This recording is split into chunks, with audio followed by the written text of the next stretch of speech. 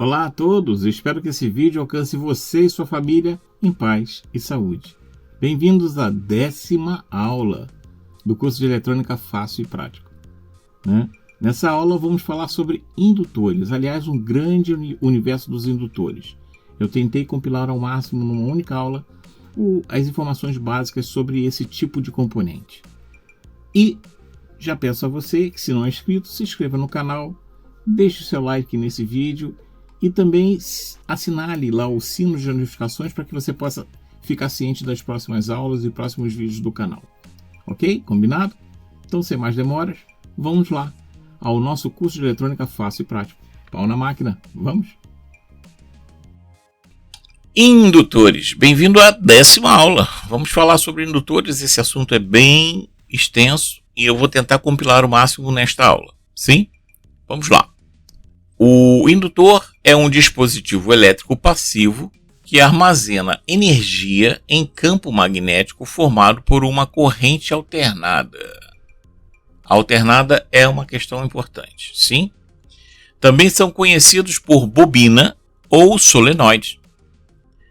Usado em circuitos elétricos e eletrônicos para armazenar energia através de um campo magnético, são eficientes em impedir variações de corrente elétrica, muito utilizados como filtros que excluem sinais de frequências indesejados. Indutores formam ainda os transformadores. Atenção nesse texto aqui para a questão da corrente alternada. Sim? Vamos ao próximo. A construção. Indutores são geralmente formados por uma bobina de cobre ou outro material condutor e tem um núcleo que pode ser de ar ou materiais ferromagnéticos. Os núcleos dos indutores vão influenciar diretamente na sua capacidade e desempenho. Ok? Isso também é bom a gente gravar. Vamos à próxima. Esse aqui é um condutor, um fio. Um fio que nós vamos aplicar uma corrente elétrica. E a corrente está nesse sentido dessa seta.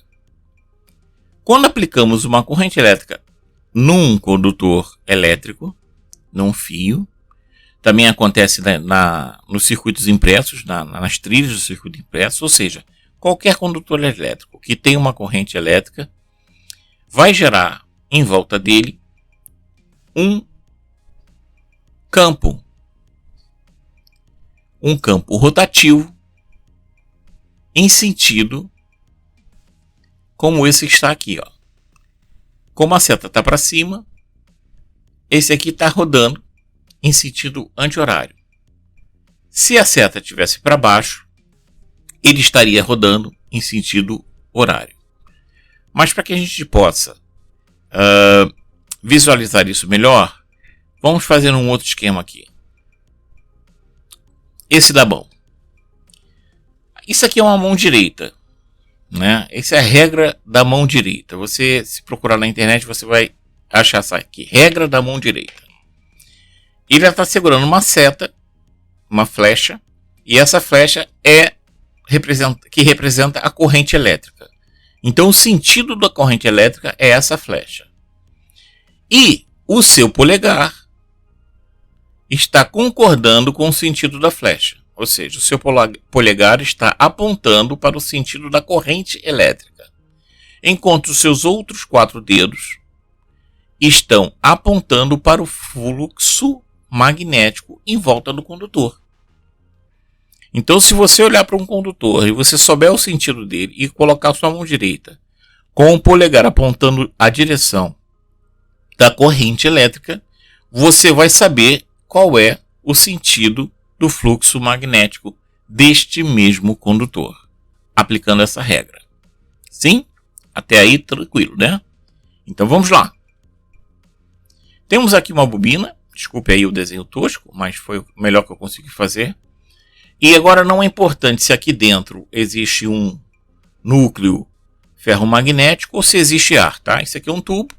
Vamos imaginar que isso aqui é um tubo de papelão e aqui dentro não tem nada. Ou tem um material ferromagnético. Isso não importa. Não vai mudar em nada o nosso esquema. E vamos aplicar uma corrente elétrica com um sentido definido aqui. Ó. A corrente está entrando por aqui, dando as voltas que tem que dar nessa bobina e descendo por aqui. Sim? E agora vamos entender a nossa mão direita aqui, que em volta desse condutor terá uma corrente, um fluxo magnético nesse sentido anti-horário aqui. Certo? Que é este aqui representado. Passamos a mão aqui para o lado, para dar espaço aqui para o nosso desenho, que está representado aqui. Então, eu já sei que a minha corrente está entrando nesse sentido e o meu campo está girando nesse sentido aqui, no sentido anti-horário.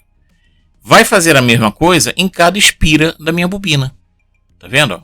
Cada espira da minha bobina vai ter um campo magnético também girando nesse mesmo sentido. Ele vai ser concordante com esse aqui. Elas estão enroladas aqui. O sentido da corrente é o mesmo, por exemplo. A corrente entrou aqui, está subindo aqui, desceu do outro lado e está subindo aqui de novo, né? Está no mesmo sentido, no mesmo. Até que desce aqui e aí está descendo e indo embora aqui. Não é isso? Ora, se todas as espiras estão girando no mesmo sentido, elas estão somando esse campo que cada uma está gerando. E o que vai acontecer é isso aqui. Dentro do meu tubo está daqui, vou fazer uma seta aqui, ó. Daqui para cá há um campo circulando.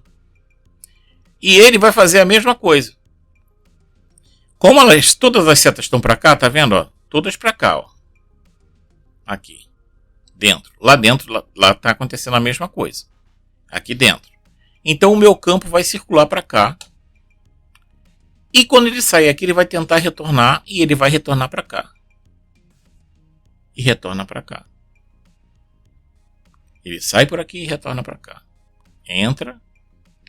Em coincidência com essas setas todas aqui, ó, entra aqui e depois retorna. Ou seja, tanto dentro quanto toda a volta da minha bobina, eu tenho um campo, um fluxo de um campo magnético. Isso é o que gera a corrente passando por um condutor. Se isso aqui está contínuo, isso aqui está bonitinho, acontecendo e sem nenhuma alteração. Mas se eu tenho uma alteração na minha corrente, esse campo ele sofre um distúrbio. Por quê?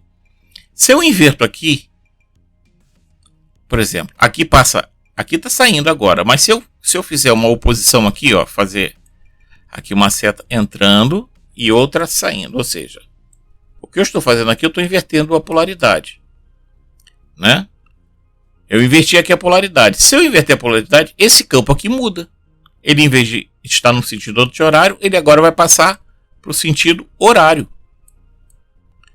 E com ele, todas as minhas espiras da minha bobina também vão passar para o sentido horário. E esse campo aqui que girava nesse sentido aqui agora, vai girar ao contrário. Em vez de girar para lá, ele agora vai girar para cá, ó. Percebe? Então, o que a gente aprende aqui? É que a minha corrente, ou seja, a posição da minha corrente, vai determinar para que lado vai fluir o fluxo magnético, esse campo magnético em volta da minha bobina.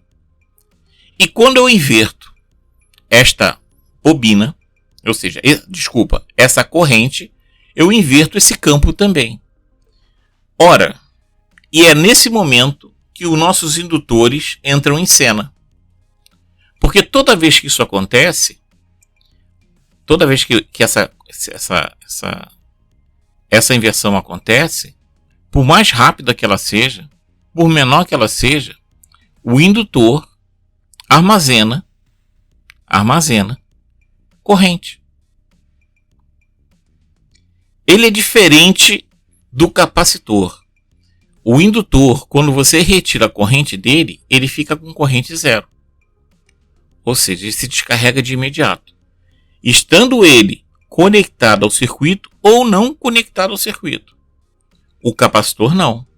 O capacitor, se você o carrega e retira ele do circuito, ele continua carregado. Por isso, até fizeram algumas perguntas aí nos vídeos, né?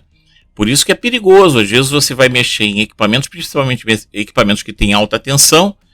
Aí o querido vai lá mexer no aparelho e fala, eu tirei da tomada. Não tem problema, está fora da tomada. Só que aquele aparelho trabalha com alta tensão e tem capacitores ali carregados.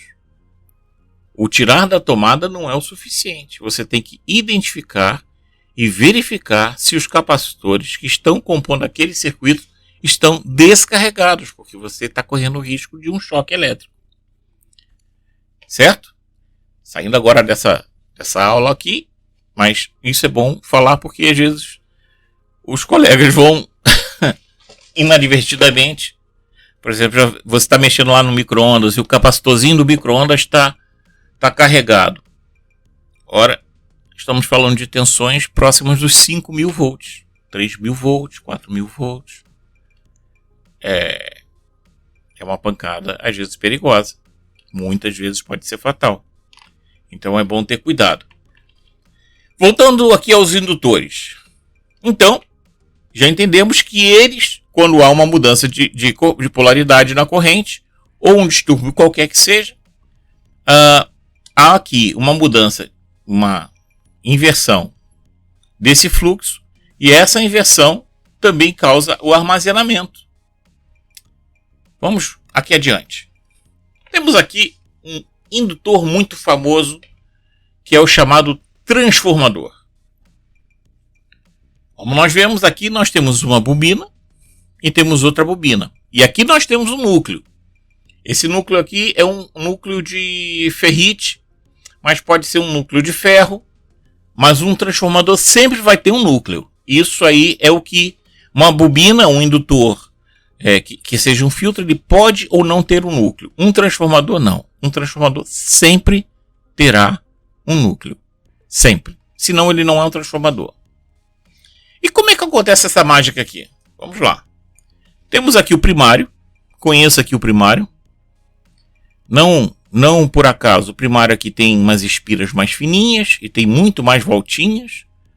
E aqui o secundário, com espiras mais grossas e menos espiras. O que isso está dizendo? Que aqui eu tenho uma tensão maior e aqui uma tensão menor. Percebem isso? Dá para ver que aqui as espiras são mais fininhas e são muito mais numerosas. E aqui as espiras são mais grossas e são menos numerosas. É porque esse transformador está pegando uma tensão aqui de 2x, vamos dizer, dar um exemplo, e transformando para uma tensão de 1x. Certo?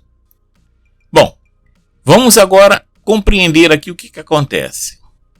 A nossa mão direita está aqui de novo, ó.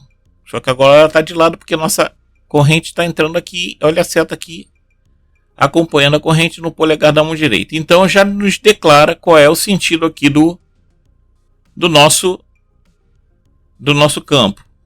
E aí vem aqui o campo girando em volta desse condutor e girando em volta de todos esses aqui. E o que vai acontecer? O campo vai girar em volta desse perfil aqui, desse O, né? Dessa letra O aqui, que é formado de um material ferromagnético. Esse campo que está passando por aqui vai passar também por aqui. Da mesma maneira que a corrente aqui provoca o campo magnético aqui, a esse fluxo magnético, quando esse fluxo magnético passar por cá, vai promover nessa bobina uma corrente de saída. E é assim que funciona o transformador. Você incita aqui o primário com uma corrente alternada, ele gera um campo magnético aqui nesse material ferromagnético e ele começa a girar aqui E quando ele passa aqui por essas bobinas, acontece o inverso. Aqui a corrente gera o campo magnético. E aqui o campo magnético gera a corrente. Ele transforma. Né? Aqui, por um acaso, como tem mais espiras e aqui menos espiras, quer dizer que essa tensão aqui vai ser menor do que esta. Né? Se eu injetasse inversamente, ia acontecer a mesma coisa. Se eu injetar aqui, essa tensão aqui vai ser menor que essa também. Ou seja, se eu quero aumentar, eu injeto por aqui. Se eu quero diminuir, eu injeto por aqui a corrente. É assim que funciona um transformador. Normalmente os transformadores são usados para descer a tensão, diminuir a tensão. Você tem um transformador de 220 volts para transformar aquela tensão em 12 volts, em 24 volts. Então normalmente funcionam para isso. Mas existem aqueles transformadores para aumentar. Por exemplo, aquela pessoa que tem 110 em casa, 127 volts, né? E tem uma geladeira lá de 220. Ora, se ele ligar ali, a geladeira não vai funcionar e vai queimar a geladeira dele, né? Porque o motor não vai conseguir dar partida, vai aquecer e vai queimar. O que ele faz? Ele bota um transformador de 110 para 220, liga a geladeirazinha dele lá e tem a aguinha gelada dele tranquilamente. Então é assim que funciona. Bom, como eu disse, sai aqui e aqui passa a ter uma tensão, uma corrente disponível que antes estava cá. E de uma maneira totalmente isolada. Esse circuito aqui não tem contato elétrico com este. Sim, o fluxo magnético que faz com que essas duas correntes existam. Aqui a aparência de alguns indutores. Vamos falar aqui da aparência deles. Está vendo aqui, ó? Essa imagem está obviamente muito aumentada, mas aqui você vê bem que são fios mesmos, tá? Passados. Aqui está encapsulado, mas aqui ó, você vê que são fios de cobre. Ele aparece o cobre aqui, mas não se iluda porque isso aqui está isolado, tá? Eles têm uma capa de verniz, uma capa de polímero, um verniz que isola. Então tem centenas de voltinhas aqui, mas eles não estão em curto. Outros tipos também. Isso aqui é um ferrite, tá vendo? Isso aqui são indutores. Você vai ver muito esses indutores em fontes ATX, de filtragens. Aqui, indutores com o ferrite dentro, tá vendo? Aqui, indutores com núcleo de ar, mas são indutores. São exatamente indutores. E agora, vamos falar de outros tipos de indutores. Este primeiro tipo é um solenoide em que ele vai transformar essa corrente elétrica que tem cá em um movimento mecânico. Esse solenoide aqui ele é usado em fechaduras, por exemplo. Eu peguei aqui um solenoide que é usado como fechadura. Tá vendo que ele tem até aqui aquela parte de 45 graus do batente. Isso pode ser usado para fechar uma porta, um portão. Mas como é que ele funciona? Essa peça aqui está ligada a esse núcleo que vem até aqui dentro. Aqui existe uma mola que empurra esse núcleo para fora. Então, quando o solenoide está desligado, o núcleo está sempre para fora.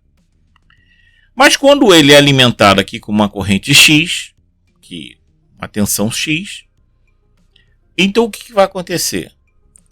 Aqui vai acontecer uma corrente elétrica, um campo magnético vai fluir, e ele vai magnetizar e vai funcionar como se fosse um ímã. Literalmente, ele é um eletroímã, né? E aí ele vai puxar toda essa peça aqui para trás, abrindo a porta. Vai realizar um trabalho mecânico através do campo magnético gerado na bobina desse solenoide. É um indutor que gera esse campo magnético que atrai para trás, mesmo forçando a mola aqui. Geralmente eletroímãs são muito poderosos, são muito fortes, né? E empurram para trás essa peça. Quando acaba a energia aqui, quando o dispositivo lá entende que a porta tem que ser trancada de novo, ele desliga a energia que está passando por cá, a corrente está passando por cá, esse campo se extingue, deixa de existir, e aí a mola que está aqui dentro empurra a peça para frente de novo, disponibilizando a tranca da porta novamente, deixando a porta novamente trancada. Percebe? Este aqui é um outro indutor e que nós conhecemos como um relé. Funciona muito parecido com o nosso solenoide. Na realidade, isso aqui é um solenoide também, é um indutor que tem aqui um núcleo de ferro magnético aqui no meio.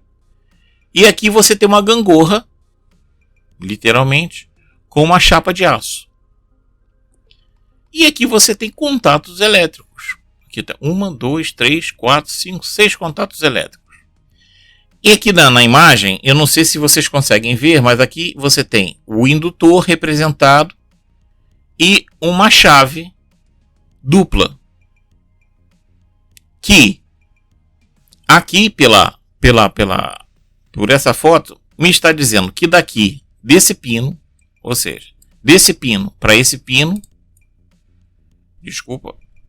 desse pino para esse pino, é normalmente fechado, ou seja, quando o indutor está desligado, quando não tem nenhuma corrente, esse circuito fecha contato daqui para cá.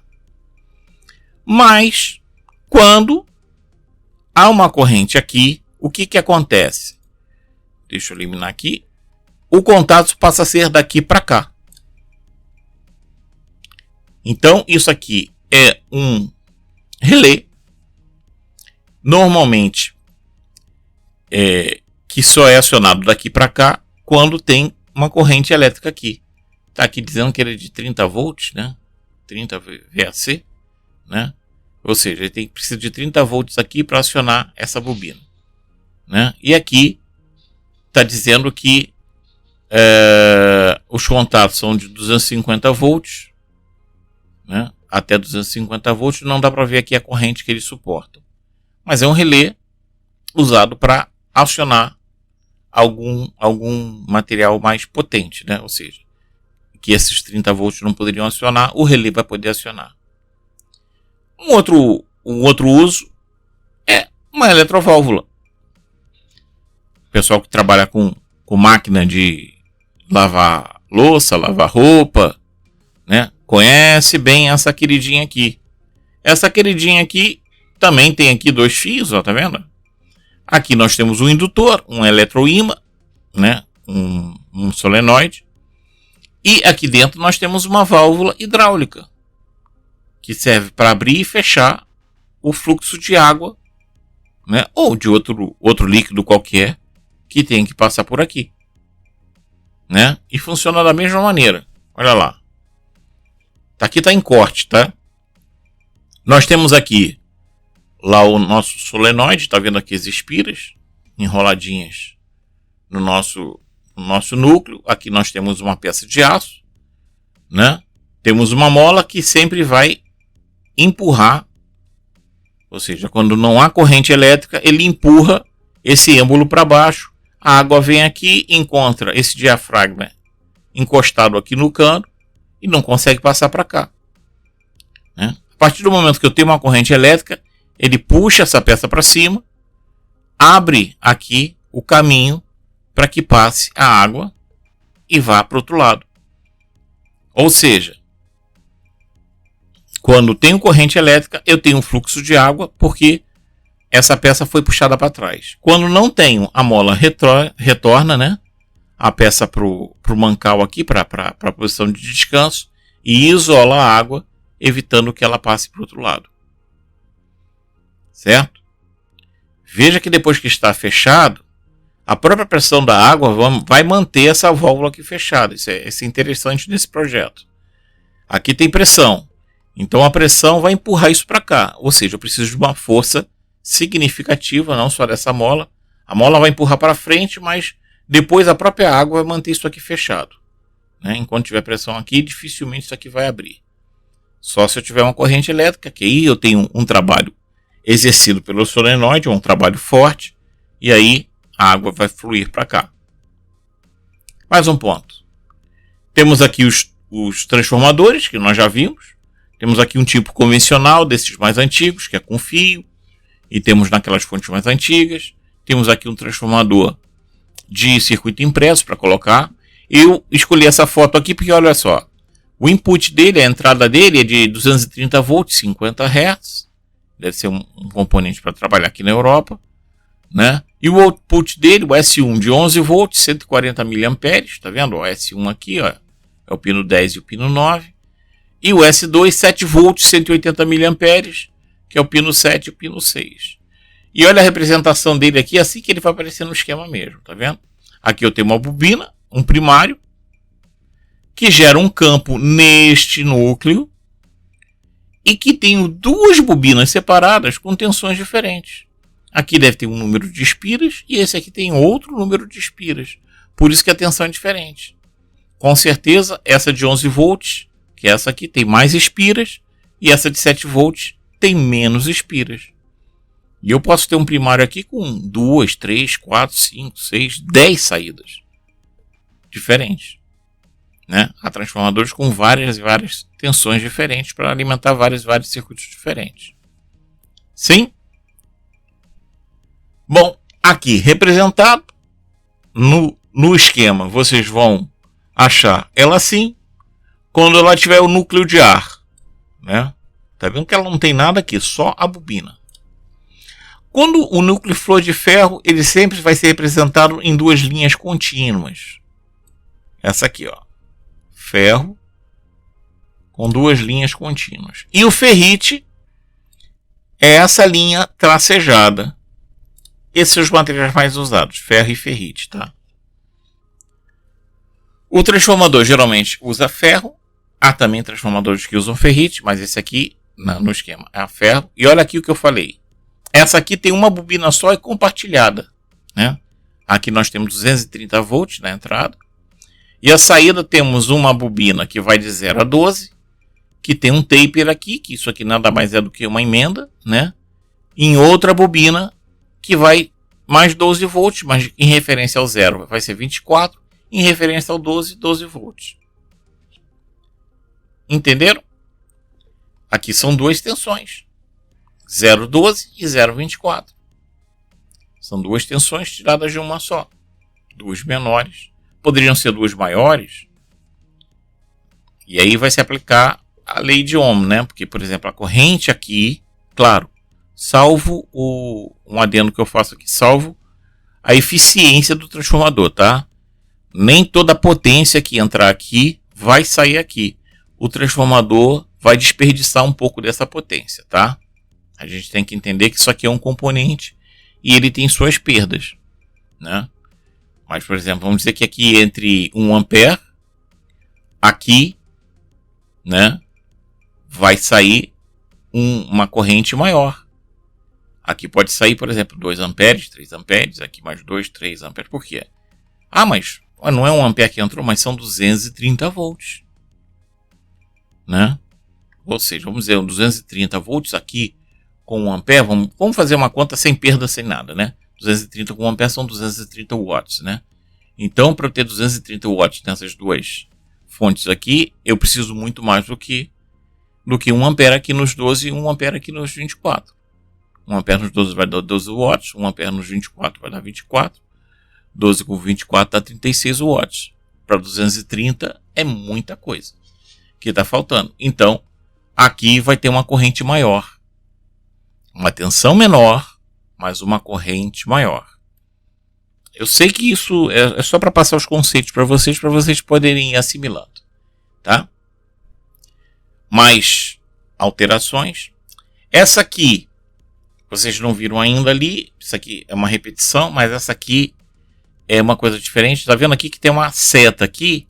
Essa é porque é o seguinte, vou voltar um pouco lá. Vamos voltar aqui. E aqui embaixo, tá vendo aqui, ó, esse grupo aqui de indutores, eles têm um furo aqui, é que não dá para ver na foto, mas aqui dentro tem um ferrite, que é um material como esse, só que ele é rosqueado. Tá vendo o que é uma rosquinha? É uma rosca. Ele é rosqueado e tem uma fenda aqui em cima. Para que você possa introduzir aqui uma chave plástica, claro, não uma chave metálica, né? Para poder fazer ajustes nessa bobina. Porque conforme a posição do ferrite nessa bobina, a capacidade dela vai mudar. Vai ser alterada. E na simulação que vem a seguir essa aula, eu já vou falar sobre as grandezas envolvidas nisso, que eu não falei ainda aqui, porque eu quero falar logo agora, quando a gente começar a falar sobre a teoria, né? Ou seja, colocar isso no circuito, a prática, vamos dizer assim. Então, esse símbolo aqui, tá? É pela permeabilidade ajustável, ou seja, aqui dentro, imagine que tem um ferrite, você vai puxando ele mais para cima ou mais para baixo, ou seja, quanto mais introduzido dentro da bobina, ele vai alterando a sua capacidade, vão aumentando a sua capacidade, certo? Bem, vamos passar então a nossa aula prática, onde também vou falar sobre as grandezas envolvidas nos indutores, certo? Vamos lá. Vamos aqui então agora compreender esse circuito aqui de um transformador elevador. Temos aqui uma frequência de 60 Hz. Poderia ser uma tomada comum de 60 Hz. Só que ela está fornecendo 10 volts, tá? Coloquei aqui como 10 volts. Posso mudar isso aqui para 110 volts, né? 127, 100 volts, para poder ficar fácil de a gente visualizar matematicamente, né? E aí, o que temos aqui? É que fica muito rápido, né? Vamos lá. Isso, botei aqui mais devagarinho. Diminui a velocidade da simulação. Isso está acontecendo 60 vezes por segundo, tá? Aqui está lento para a gente poder acompanhar, tá? Vou até diminuir mais um pouquinho, né? Lento para a gente poder acompanhar, mas que a gente possa perceber o que se passa ali. Aqui nesse lado, né? Aqui em azul agora, ó, o gráfico em azul está mostrando o que acontece aqui no primário do transformador, e o gráfico aqui em azul agora, do lado direito, me diz o que está acontecendo no secundário do transformador. Bem, aqui tem uma carga indo e voltando, ou seja, há uma corrente modulando, alternada, né? É uma corrente alternada, uma corrente que alterna.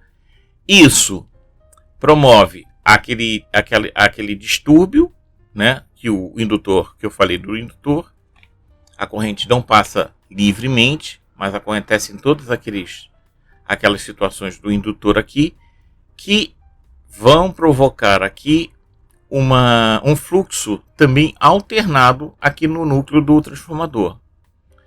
E toda vez que há uma mudança de corrente, né, o que acontece? Isso vai ser captado desse lado aqui do transformador, no secundário, que está totalmente isolado desse lado. E aqui onde é gasto energia, onde a energia é gasta com essa mudança, aqui é transformada em outra energia. Então, há uma transformação disso daqui para isto aqui. Percebem? Então, quando eu provoco esse movimento aqui alternado, eu provoco uma corrente e um consumo, um gasto de energia, X. Vamos dizer que aqui é de 100x, né? 100 volts. Né? E aqui, quando eu pego isso aqui de volta, ou seja, isso está aqui no meu trafo, está aqui no meu núcleo de ferro, tá vendo que as linhas são contínuas, causa aquele fluxo magnético rotativo, mas só que não só numa direção, porque como ele vai e volta 60 vezes por segundo, em duas direções, em frequência alternada, vai me gerar o mesmo fluxo desse lado. Como aqui tem espiras diferentes, vai me gerar uma tensão diferente, com uma corrente maior.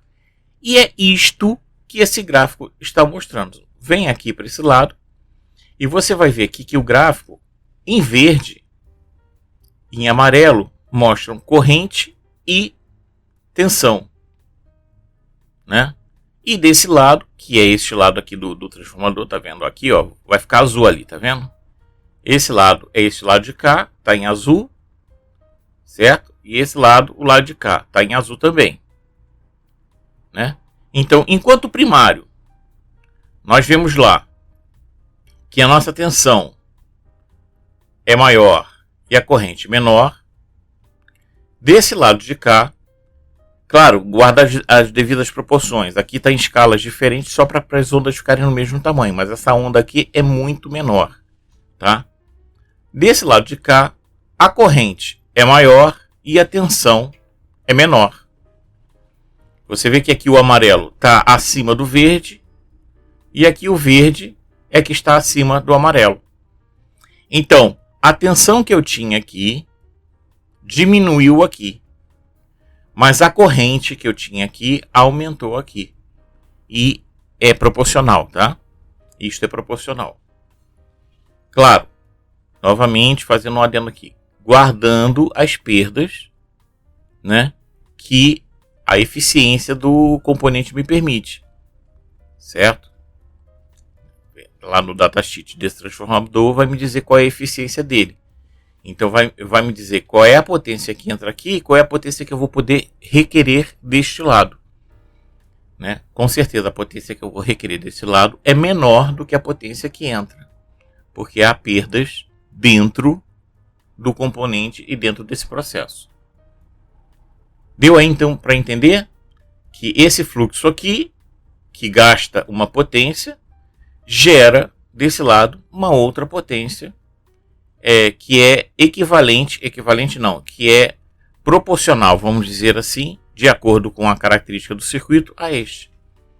Nesse caso aqui é um transformador elevador.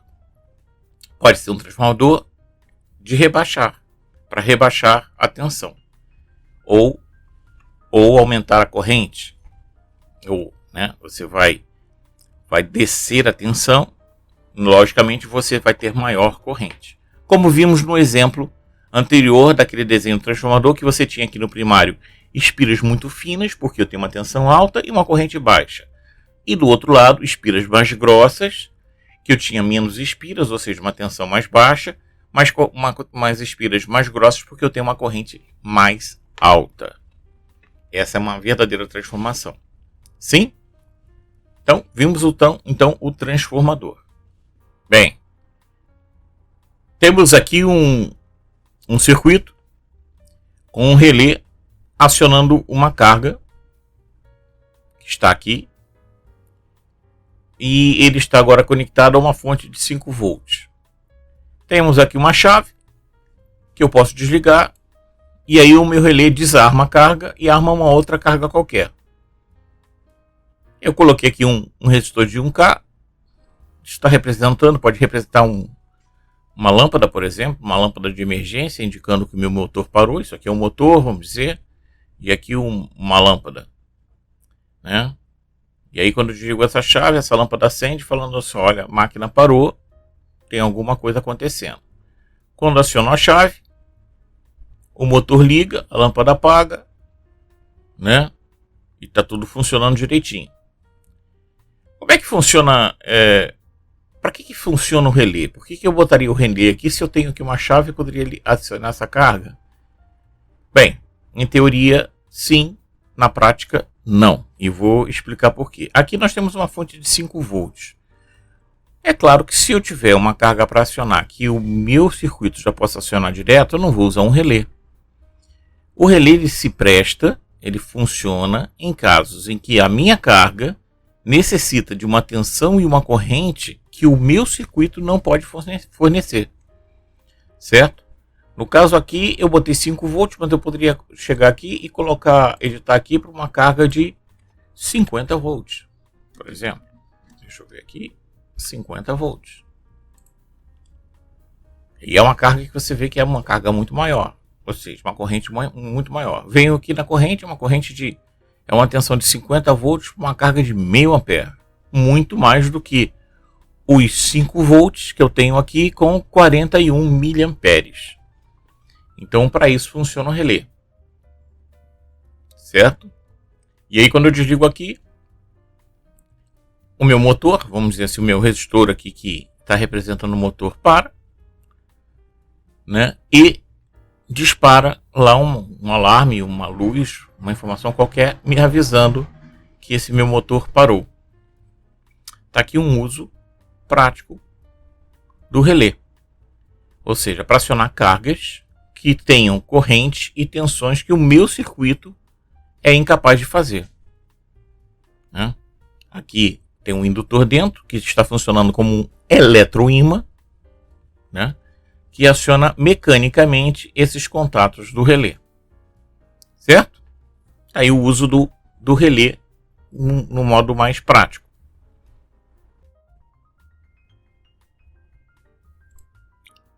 Sim, agora vamos ver aqui um filtro passa alto, um RL.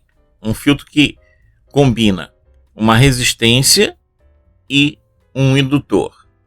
Temos aqui uma fonte de frequência variável.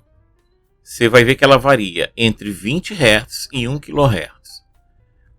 Um resistor que está aqui sintonizado. A palavra certa seria isso.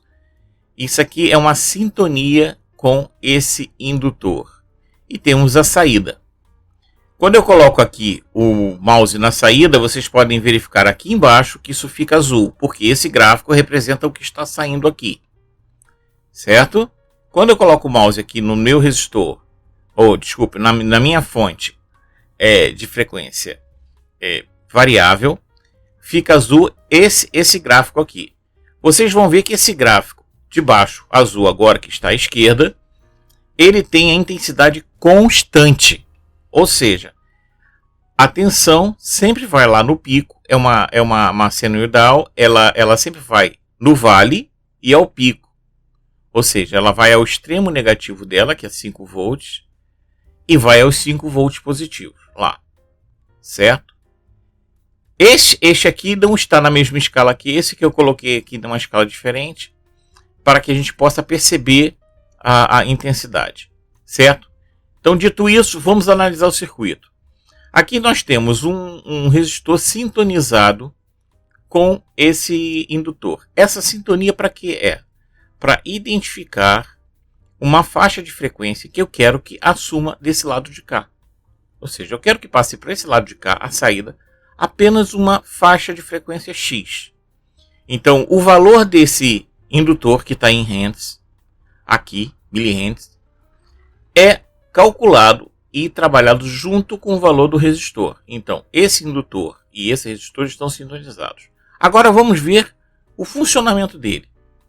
Vejamos que quando a frequência vai baixando, a intensidade do sinal aqui na saída, tá vendo em azul, vai diminuindo. Eu estou agora em 100 Hz, 80 Hz, e vejam lá que o gráfico diminui 40 Hz, 30 Hz, em 20 Hz ele fica quase que zero. Ele quase é zero aqui. Agora eu estou subindo 50, 60, 70, e olha lá que vai aumentando a intensidade do sinal. 100, 200, né? 300, 400, 500, 700, 900, 1000 Hz, a intensidade está quase que plena. Então, essa combinação desses dois valores vão me dar a intensidade de sinal máxima na frequência que eu quiser nesse lado aqui da saída. Isso é conhecido como filtro passa alto. Temos também um outro filtro. Vamos ver? Vamos lá. Bem, estamos aqui iniciando agora o filtro passa baixa, semelhante ao que já vimos no passa alta. Há uma sintonia entre a bobina e o resistor. Só que você vê agora que o resistor foi para a massa e a bobina foi para junto da minha fonte de frequência variável. E da mesma maneira, o que acontece? Aquele era um passa alta, esse é um passa baixa. Ou seja, a minha frequência aqui vai aumentando e agora, inversamente ao outro, a minha intensidade aqui vai diminuindo. Quanto maior a frequência, a intensidade diminui. Quando a frequência começa a baixar, a minha intensidade vai aumentando, né? E aí ela vai aumentando até alcançar uma intensidade semelhante à que eu tenho na minha fonte. E aqui ela está igual. Quando ela começar a aumentar de novo, olha lá, a intensidade já vai diminuindo novamente. Novamente, lembrando aqui a vocês que isso aqui é uma sintonia, né? Isso funciona em sintonia. Você mudando esses valores aqui, essas faixas de frequências vão mudar. Só que a inversão desses componentes vão dizer se ele vai ser um passa alta ou um passa baixa, né? No caso aqui do passa baixa, você vai ver que o resistor está ligado à massa, e no passa alta, quem vai estar ligado à massa, aqui ao terra, é o indutor. Certo? Olha, esse mundo é muito vasto. Indutores é um tema muito, muito complexo, mas eu queria lembrar vocês o seguinte. Esse curso é um curso de eletrônica fácil e prático. E eu aqui não estou preocupado agora em introduzir muitos conceitos teóricos, mas eu estou querendo que vocês compreendam o funcionamento dos tipos dos componentes e dos circuitos. E aí, conforme a gente vai absorvendo essas informações, aí sim, no futuro, vamos aplicando fórmulas, vamos aplicando conhecimentos teóricos mais profundos, porque eu entendo, não foi assim que eu aprendi. Eu escuto comentários de vocês, e alguns já sobre, mas vão ver mais fórmulas, vão ver isso, tudo a seu tempo. Eu, quando fiz a minha formação, eu aprendi tudo que praticamente junto. E eu nunca me dei muito bem com esse tipo de didática. Eu estou aplicando aqui a didática que eu sempre compreendi que fosse melhor. Não estou criticando outras didáticas, tá? Mas eu estou aplicando aquilo que eu percebo que é melhor, que seja mais fácil. Eu estou tentando aqui fazer o meu melhor. E o meu melhor é o seguinte: é passar para vocês os conhecimentos básicos de eletrônica de uma maneira e com uma linguagem também o mais simplificada possível, trazendo sempre exemplos práticos, exemplos do dia a dia, de coisas que você pode usar, de coisas que você vê no seu dia a dia, para que você venha a compreender. E aí, meu amigo, eu digo uma coisa: depois que você compreendeu como aquele componente funciona, a fórmula vai ser só um detalhe. A fórmula você não vai decorar. Como eu sempre digo aqui, nós não estamos nos preparando para uma prova de Enem, nem para um concurso público. Nós estamos nos preparando para a bancada e para a prancheta. Ou seja, na bancada e na prancheta, pouco se importa se você sabe a fórmula ou não. Sabe por quê? A qualquer momento você pode ir a um manual, pode ir na internet, no Google, em qualquer lugar, e relembrar a fórmula. O que você não pode deixar de ter é dentro de você a compreensão de como as coisas funcionam. Porque se você compreende como elas funcionam, você não tem mais limites. As paredes à sua volta serão quebradas. Confie em mim. A partir do momento que você compreender como o componente funciona, como ele se comporta, como ele reage àquela corrente, àquela tensão, as fórmulas são detalhe. Porque as fórmulas você tem acesso a elas na hora que quiser. Agora, você pode ter um mundo de fórmulas à sua frente, um mundo de histórias sobre a eletrônica, de quem inventou, quem não inventou, quem fez, quem foi o primeiro, quem foi o segundo, quem foi o terceiro. Você pode ter essas informações todas, mas se você não compreender o circuito eletrônico, isso não vale nada. Percebem?